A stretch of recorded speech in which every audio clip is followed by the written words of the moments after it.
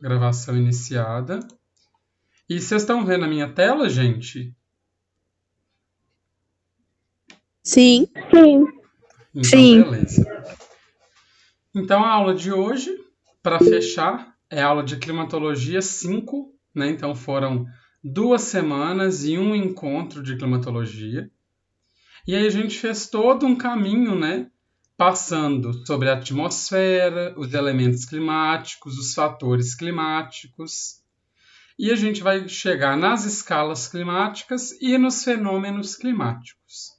Então a gente primeiro falou da atmosfera, depois falou dos elementos, que são temperatura, umidade, pressão.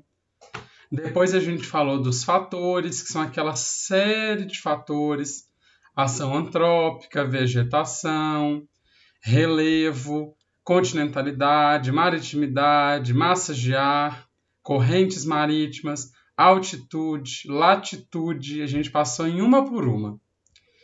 E aí a gente chega nos fenômenos climáticos e nas escalas climáticas. Antes disso, só para a gente revisar e não ficar sem vocês lembrarem o que são os elementos e o que são os fatores. Os elementos são os responsáveis por compor o clima. O fator ou controle interfere no comportamento dos elementos.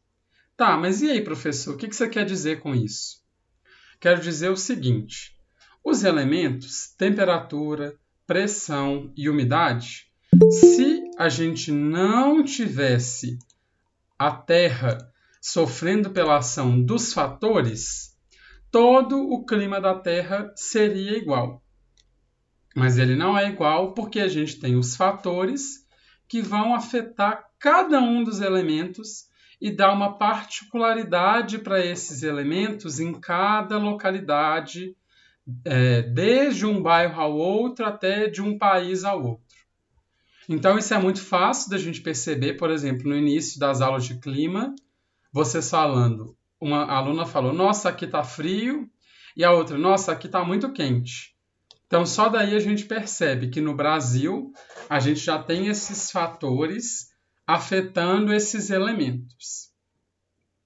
E aí, para a gente revisar, os nossos 3 elementos que a gente falou nas aulas de climatologia 1 e 2, que é a temperatura, a umidade e a pressão atmosférica, e todos os nossos fatores que a gente falou nas aulas 3 e 4, latitude, altitude, relevo, vegetação, continentalidade, maritimidade, correntes marítimas, massas de ar e ação antrópica. Tudo isso, então, são os elementos e os fatores climáticos que a gente abordou ao longo da disciplina de climatologia, né? Ao longo do tema de climatologia. E tudo isso, gente, a gente pode agrupar nos climas, que é de fato o que a gente quer estudar na climatologia. São os climas. Eu trouxe aqui um mapa do clima do Brasil, porque o nosso tempo de aula não permite a gente fazer um mapa sobre o clima do mundo. Mas tudo que a gente vê funcionando aqui no Brasil vai estar funcionando no mundo também. Se a gente também observar as questões do Enem sobre climatologia, caiu uma única questão que falava sobre climas de outras localidades do mundo. Uma única questão. Não teve nenhuma outra questão sobre clima fora do Brasil. Então eu trouxe aqui para vocês quais são os climas do Brasil. E a gente tem então o equatorial, que é essa faixa aqui da linha do Equador, essa faixa onde tem a zecite. A gente tem também o tropical, que a gente tem um pedaço dele aqui do lado do equatorial, nessa parte aqui mais central do nosso continente, do nosso país, desculpe. O tropical é o clima de onde eu sou, de Minas Gerais. Eu estou no clima tropical com tropical de altitude.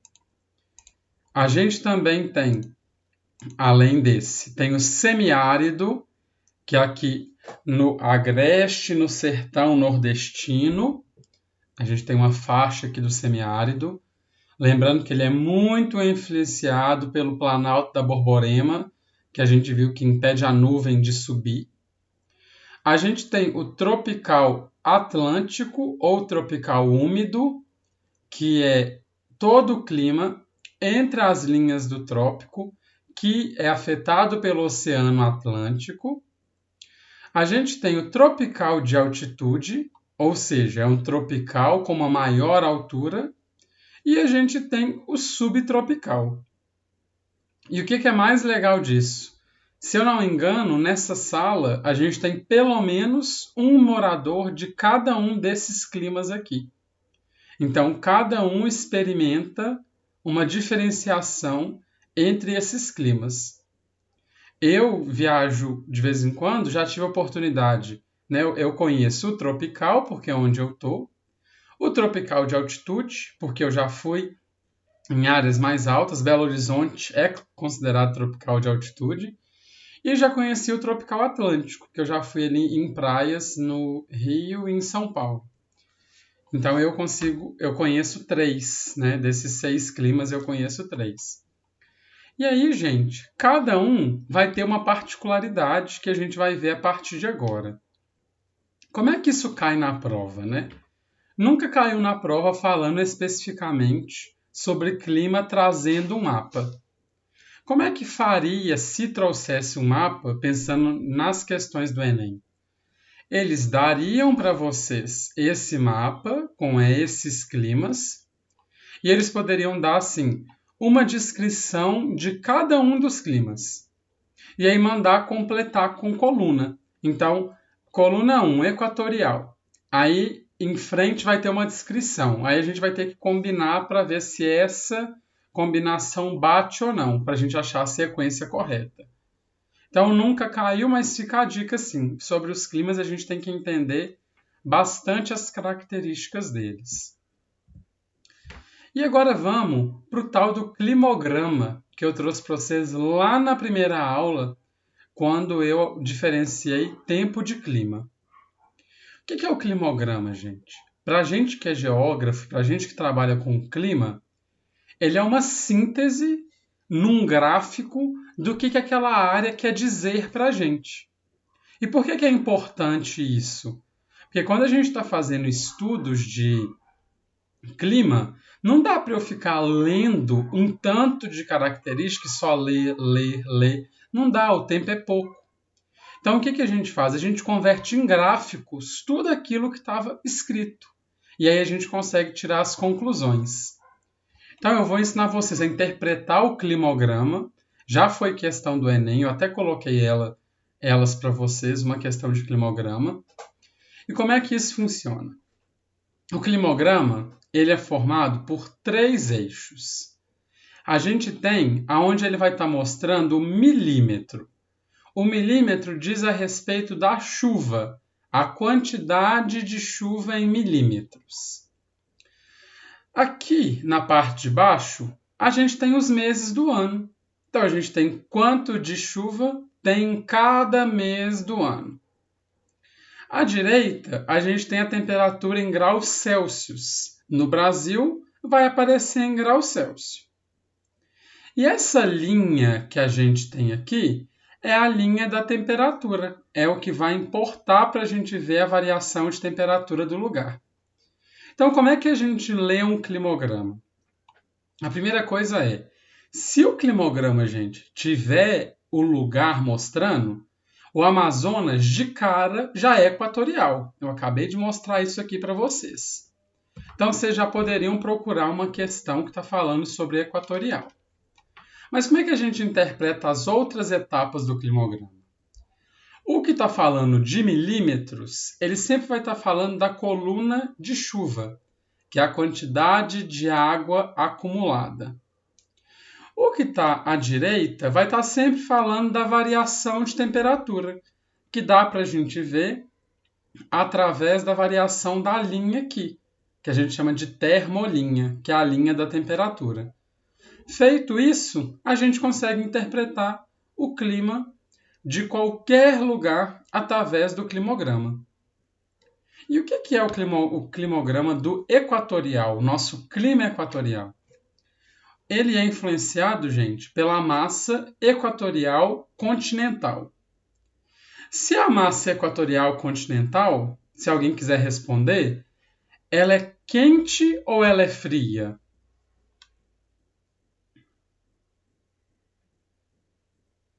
Alguém quer A responder? equatorial, Isso. ela é quente? Ela é quente, porque a linha do Equador recebe muitos raios de sol. E a continental, gente? Ela é seca ou ela é úmida? Seca.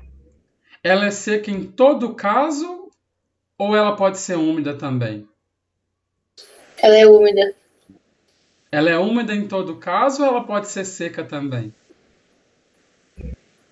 Depende da Depende do letrinha quê? que tiver do lado. Se tiver um P polar, aí ela não vai ser úmida, ela vai ser seca. Isso. E o T de tropical? Ela é seca ou ela é úmida? Úmida também. Não. Com o T, ela é seca. Ok. Ok? Ela só, mas muito bom. Quem me respondeu? Deixa eu ver aqui. A Luana. A Luana. Obrigado, viu, Luana? Eu vou revisar isso aqui porque isso pode ser o que pegue. A única úmida é a E. Porque o Equador, a gente não sabe que na Amazônia concentra muita quantidade de chuva. Se concentra muita chuva, a chuva lá é tão forte que ela acaba passando por cima do efeito seco do continente. Porque o continente, de modo geral, vai trazer mesmo sequidão para a área, porque o continente é seco. O ser humano quase não produz umidade. A gente produz coisa seca que a gente lança na atmosfera. Mas o é tão forte aqui, mas tão forte, que ele derruba esse C. Então esse C aqui é como se não tivesse valendo. Por isso que ele é um lugar com temperaturas e precipitações elevadas. Deu para entender, Luana? Sim. Sim? Deu para entender, gente? Alguém está com alguma dúvida? Então, beleza. Aqui ainda fala o seguinte: amplitudes térmicas são baixas. De onde que eu tirei isso? Da linha, olha. Se a gente vê, o nosso pedacinho mais baixo está beirando aqui no 24. O nosso pedacinho mais alto está beirando aqui cerca dos 27. Mas a gente sabe que pode chegar até o 30, ou até um pouquinho mais.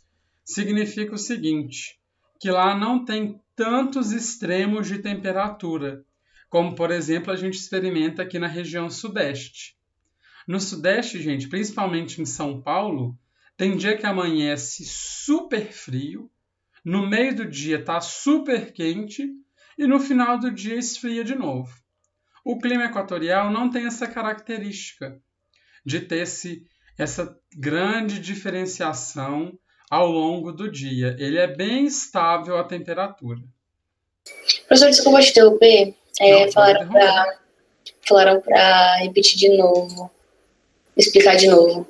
Tá, amplitude térmica. Ok. A amplitude térmica, gente, ela é a temperatura máxima menos a mínima. E aí, como é que a gente observa ela aqui? Olhando a linha.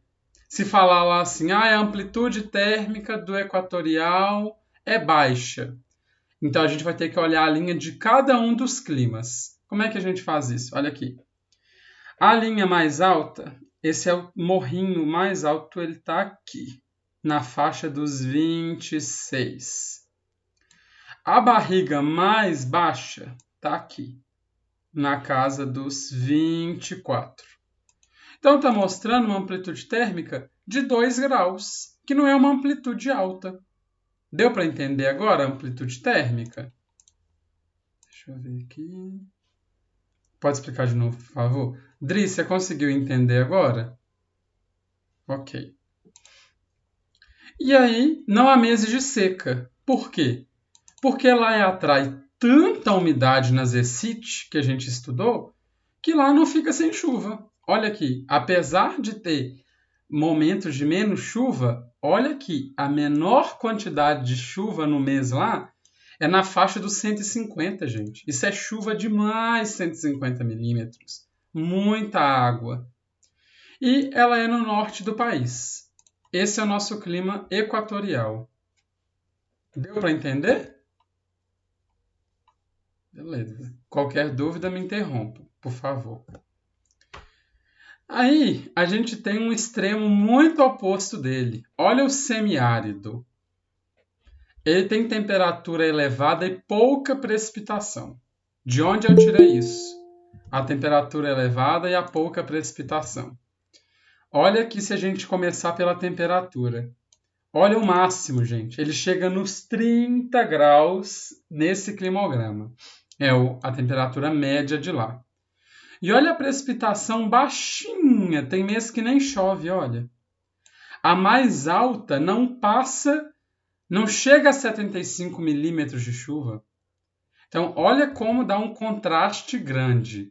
Enquanto no Amazônia, no equatorial, o mês que tem menos chuva são 150 milímetros, no semiárido, o mês que tem mais são cerca de 60 milímetros. É 90 de diferença. Então, é muito seco esse clima. Ele tem períodos de seca prolongada e ele tem baixa atuação da MEC. A massa equatorial continental, ela vai atuar nele assim, bem fraquinho. Então, ela não vai trazer a umidade que ela leva para a Amazônia. E ocorre no sertão nordestino. A gente ainda vai falar sobre as consequências disso, mas uma consequência a gente tem baixa disponibilidade de água no sertão nordestino, então tem obras, por exemplo, a transposição do Rio São Francisco. Lá a gente tem umas culturas de vegetação que são mais secas, são os cactos, as cactáceas.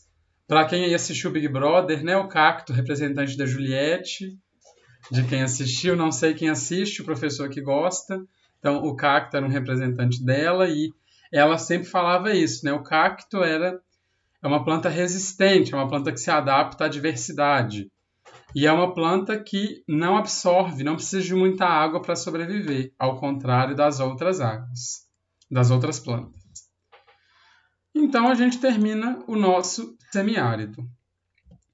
A gente passa, então, para o tropical típico.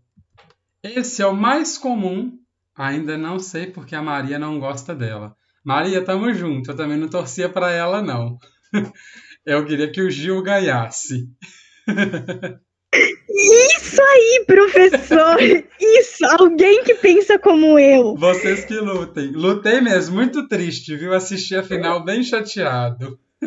Botei até Não, eu chorei.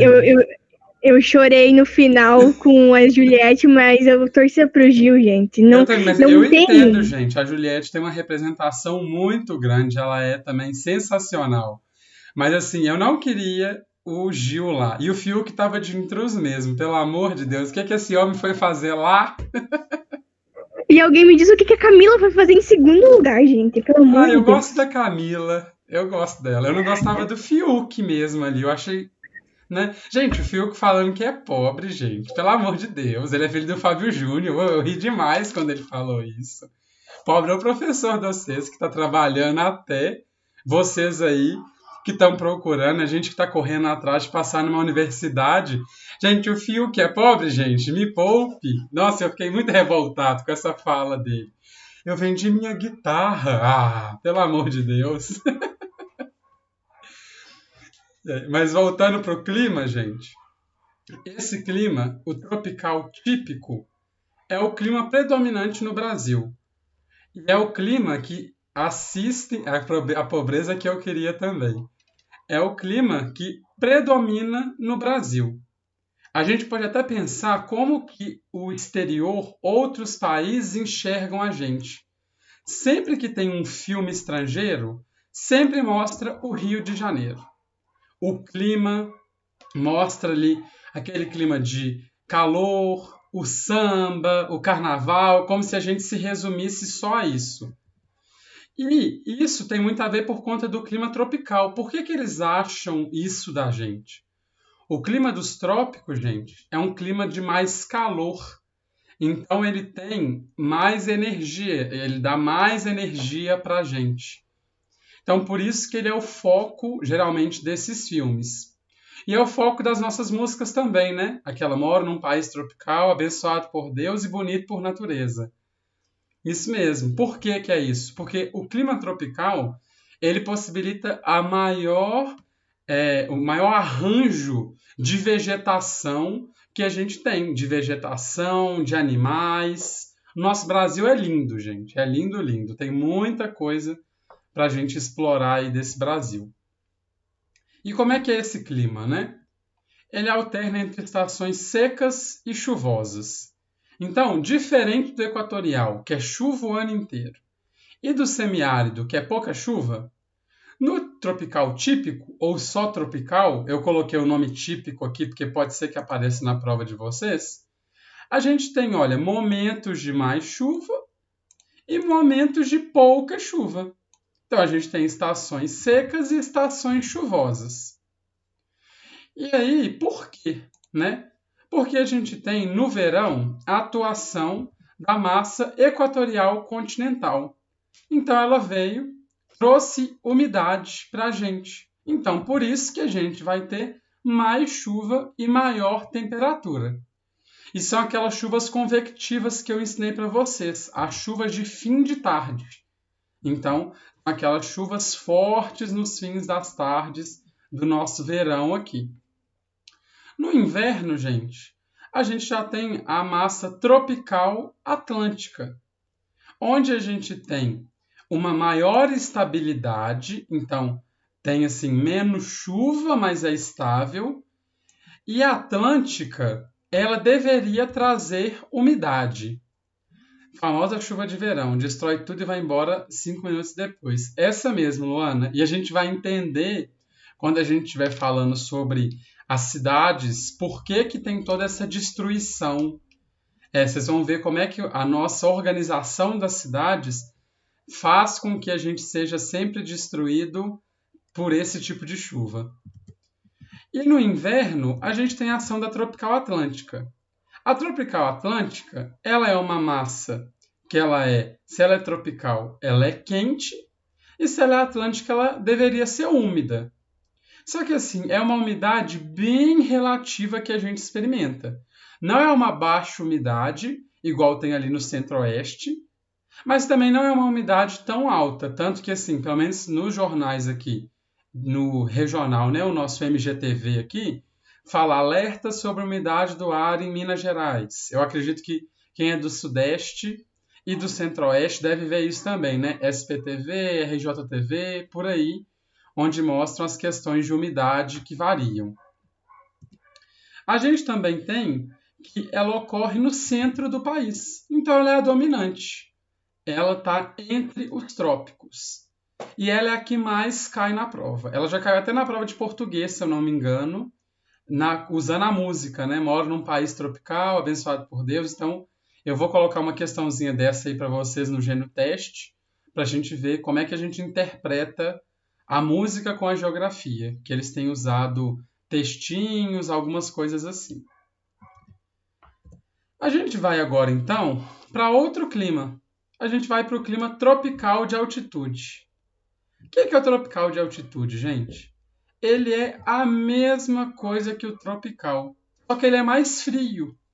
Por quê? Vocês lembram que na altitude, quanto mais alto, mais frio? É o que acontece no tropical de altitude. Eu moro em Minas Gerais, que é conhecido pela maior altitude do Sudeste. É realmente, por exemplo, mais frio que o Rio de Janeiro.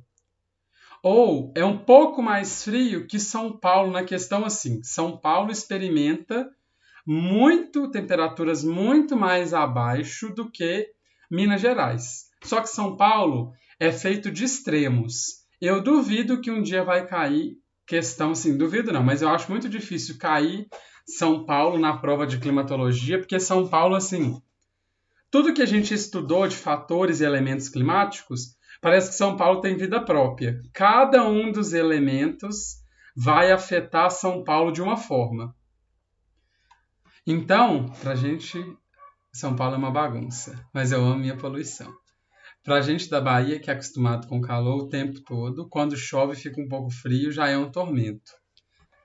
Aqui em São Paulo, o que acontece? Mesmo sem a poluição, Luana, é um lugar que a gente fala assim que não tem um clima tão definido. É um clima confuso mesmo. A gente tem dificuldade em definir o clima de São Paulo porque tem um tanto de coisa que afeta. Afeta o relevo, tem a Serra do Mar, vai afetar a própria poluição, vai afetar a vegetação, que ainda tem um resquício. Então, assim, São Paulo é a parte. Então, a gente tem que pensar no tropical de altitude, por exemplo, comparando Minas e Espírito Santo. Aqui em Minas é mais frio que no Espírito Santo, pela altura. Então, se cair na prova a diferença, a única coisa que vocês têm que lembrar do tropical de altitude é ele é igual ao tropical, só que mais frio. A gente também tem... duplicou. Só um minuto, gente. Tropical típico. Tropical de altitude. Deu. A gente também tem o tropical litorâneo atlântico. Quem que aqui mora na praia mesmo? Mora em Praia Grande? Eu acho que é a Júlia Costa, se eu não me engano. Isso mesmo. Já tô sabendo, hein, gente, onde vocês moram. O tropical atlântico, ou tropical litorâneo atlântico, é o clima que se experimenta no litoral brasileiro. Então, o que predomina ali? A brisa marítima e a brisa terrestre. A gente vai ter precipitações elevadas, olha aqui, principalmente entre abril e julho. As temperaturas também são mais elevadas, porque é um clima de praia. O professor pode voltar no slide anterior para eu tirar print? Posso? Pronto? Por nada. E ele ocorre no litoral brasileiro. Por isso que ele é litorâneo. Pode aparecer para vocês tropical litorâneo, tropical atlântico ou tropical litorâneo atlântico. Lembrando que ele recebe o nome de Atlântico porque ele é afetado pelo Oceano Atlântico. Porque a nossa costa, os nossos mares do Brasil, eles são afetados pelo Oceano Atlântico predominantemente. Deixa eu ver a mensagem aqui. A Luna mandou. Rapaz, aqui no Rio tá muito nada a ver.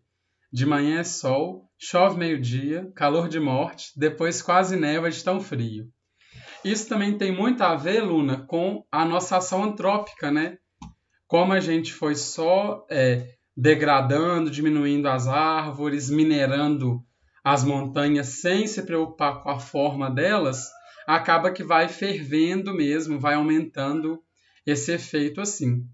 E no Rio tem ainda as brisas, né? Então assim, olha, você está falando, de manhã é sol, chove meio-dia. Olha a brisa, durante o dia vai esquentar muito a terra. Então no meio-dia, que é o ponto mais alto de calor, vai vir muita umidade. Então essa umidade pode formar nuvem mesmo.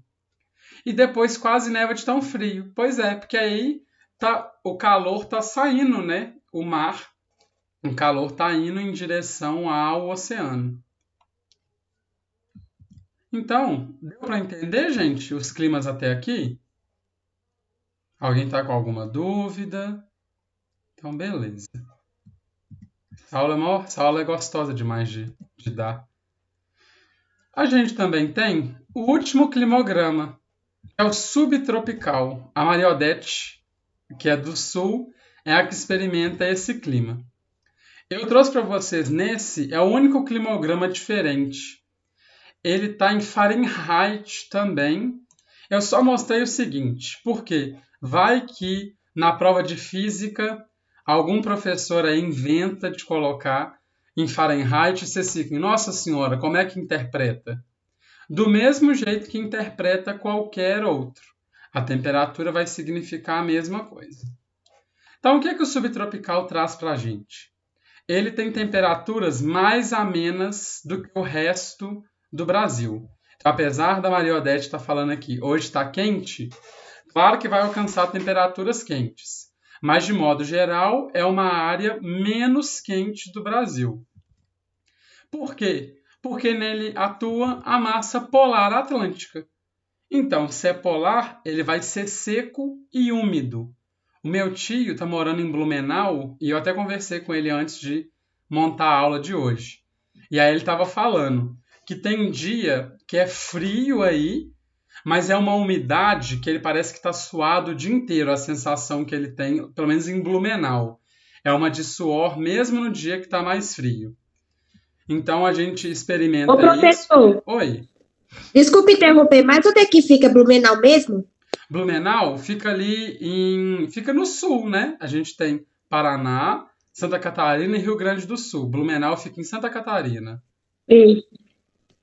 E aí lá tem a ação, né? Lá é da massa polar atlântica.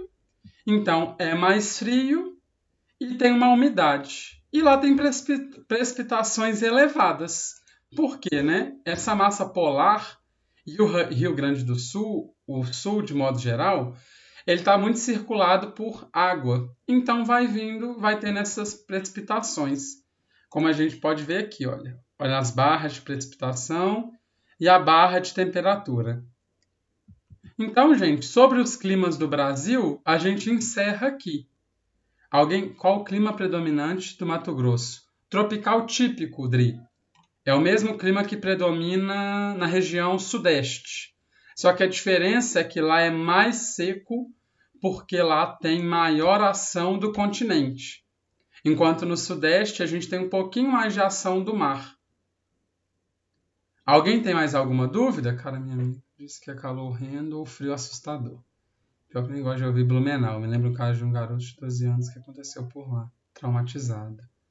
Nossa, eu acho que eu não conheço esse caso. Deixa eu ver. Nem vejo, é pior. Qual clima predomina no Mato Grosso? Amanda, beleza. Aqui vocês estão... Ó, gente, se vocês forem fazer excursão aí para conhecer as casas dos outros, chamem o professor aqui, viu? Para eu tirar foto e colocar no próximo ano de aula. Eu sou doido para conhecer esse Brasilzão afora. Gente, sobre os climas, dá pra gente finalizar? Tem mais alguma dúvida, alguma coisa assim? Então, beleza.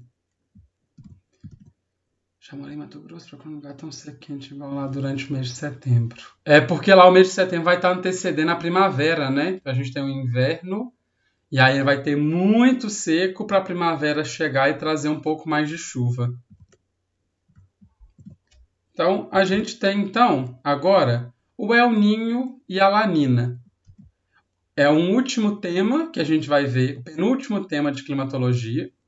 E o El Niño e a Lanína gosta de ser cobrado nas provas do Enem, porque é uma coisa assim que os professores não dominam muito na hora de explicar e os alunos ainda geralmente acham difícil. Mas eu vou explicar para vocês o que acontece. Acontece no Oceano Pacífico. Então, é o oceano que está ali pegando a Argentina, o Chile, que afeta bem pouco aqui o Brasil. O El Niño é um aquecimento anormal do oceano. A Laninha é um esfriamento anormal. O El Niño enfraquece os alísios. A Laninha fortalece os alísios. No El Niño, o ano é mais quente e seco, com um asterisco aqui para lembrar que isso é um tema genérico a gente falar que é quente e seco. É só para a gente dar uma dominação mais geral, mas vai variar de área para área. Eu vou mostrar para vocês no mapa. A Laninha, o ano é mais frio e úmido. E cada um deles oferece uma preocupação com a economia. O El Niño afeta a diminuição da pesca e a Laninha é uma preocupação com a agropecuária. Então agora eu vou explicar para vocês tudo que está aqui, porque agora eu só li. E para a gente entender. Como é que vocês vão saber quando é quente e quando é frio? Vamos pensar o seguinte, vamos fazer uma analogia. As mulheres, me perdoem as que estão aí, geralmente dão muito gelo nas pessoas. E aí, quando elas dão gelo, elas são a laninha. Elas são o esfriamento anormal das águas. Enquanto os homens estão ali querendo forçar a barra com as mulheres de não, vamos fazer isso, e esquenta demais, e aí deixa um aquecimento anormal no Oceano Pacífico. Então, quando vocês lerem Nino, tem a ver com homem. Nina, mulher. E aí vocês vão lembrar, quem é mulher vai pensar, isso Exemplo mesmo. maravilhoso.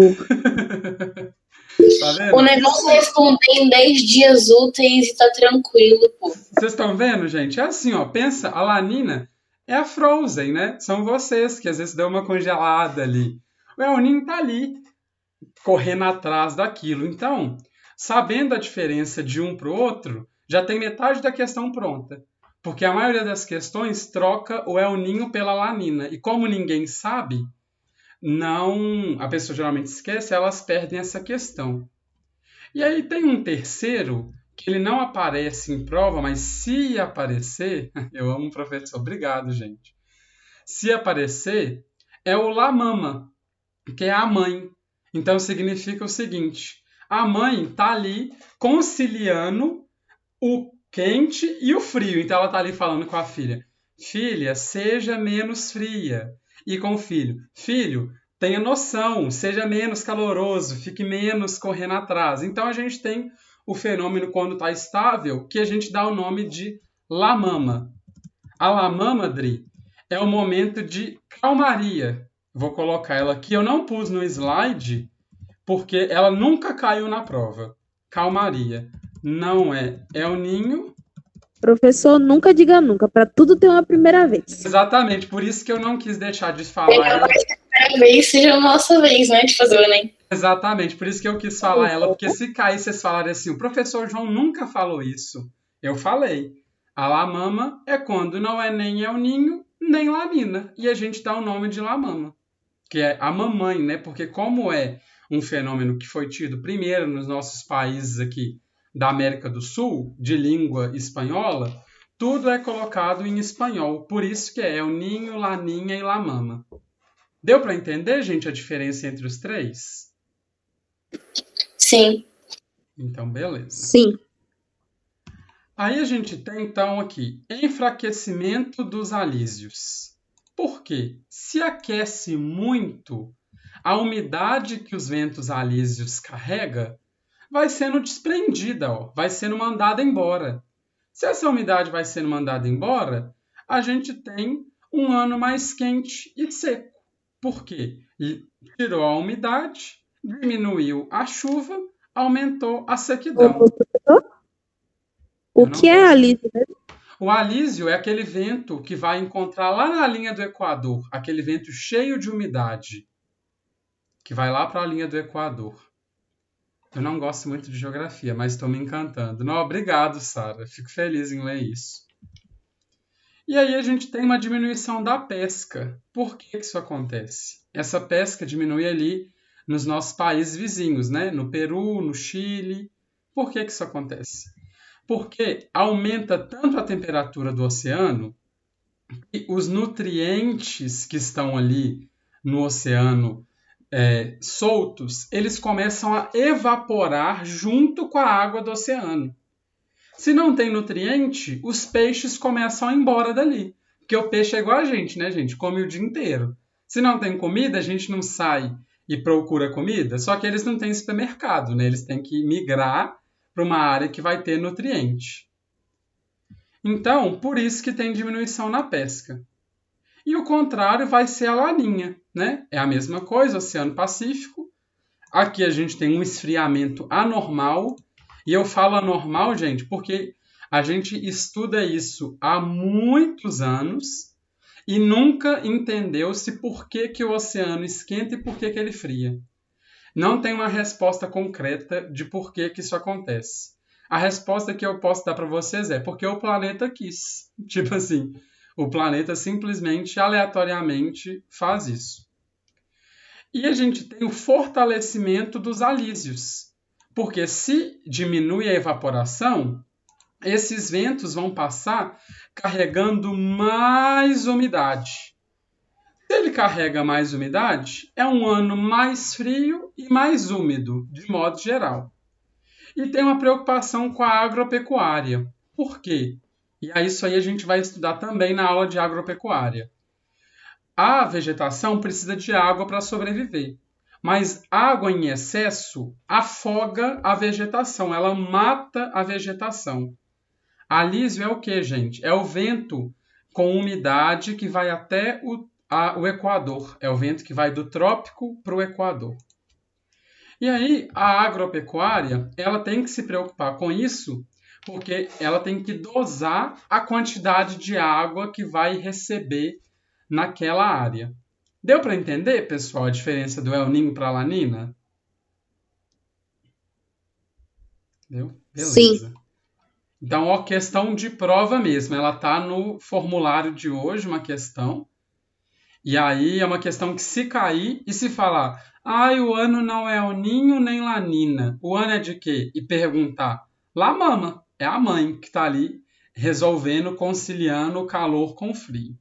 É assim, tudo que tem de mais em um tem de menos em outro. Exatamente. O El Niño vai ser sempre mais quente. A La Mama vai ser sempre... Não, a La Niña sempre mais fria. A La Mama, ela é mediana. Ela está ali no meio termo. E aí, a gente tem eles afetando o mundo de modo geral. Aqui é no início do ano. Olha o que promove, gente. Secura aqui na África, chuva num pedaço do continente, mais quente aqui num pedaço da Ásia, uma grande nuvem de sequidão aqui nas ilhas da Austrália, maior calor nesse pedaço da Austrália, traz uma maior chuva aqui para a região próximo do Oceano Pacífico. Por quê? Porque a área que vai estar em muita evaporação, então toda a chuva é mais concentrada aqui. Vocês podem ver que é a área onde tem mais chuva. A gente tem no Brasil, o sul fica mais chuvoso no ano de El Niño, o sudeste mais quente e o nordeste ainda mais seco. E a gente tem aqui uma maior sequidão também aqui, próximo do Alasca e no outro extremo dos Estados Unidos. Mas para o fim do ano, para o meio do ano, na verdade, a gente já tem uma diferenciação. Aqui ainda está seco, aqui também seco, só que está menos seco. Aqui entra uma massa seca e fria, o oceano aqui fica mais chuvoso, essa chuva é levada para cá, aqui na nossa América Latina fica mais quente e chuvoso. E aí, vocês não têm que entender o porquê de... Nem o apelido do meu primo. Não tem porquê entender e decorar nada sobre esses aqui. Provavelmente vai dar um mapa para vocês.